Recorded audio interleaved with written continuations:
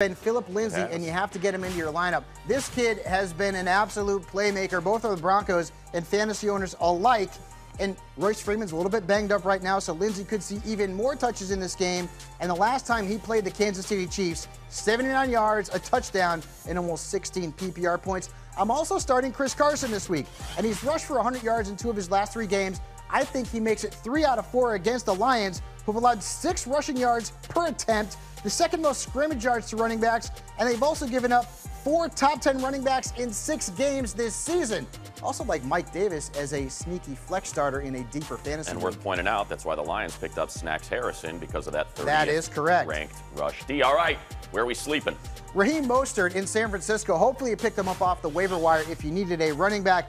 He actually has seen more touches, more snaps in that backfield than Matt Breida and Alfred Morris. Breida's banged up. Morris seems to be getting phased out of the offense. And look at this matchup against the Cardinals. They've allowed the most fantasy points in PPR leagues, the most touchdowns, and the most scrimmage yards per game to opposing running backs. So if you grab them off the waiver wire, you want to start Mostert. And finally, a couple sits.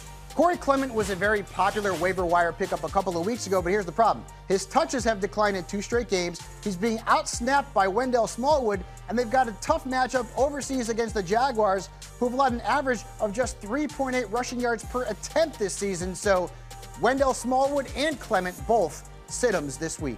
I'm also sitting Alex Collins. I told you to bench him last week. He gave you a stinker if you played him, 7.8 PPR points. He's still actually been outsnapped by Buck Allen for the season, and he's got a bad matchup against the Panthers, who've allowed just 2 rushing touchdowns and the 7th fewest PPR points per game to opposing running backs. All right.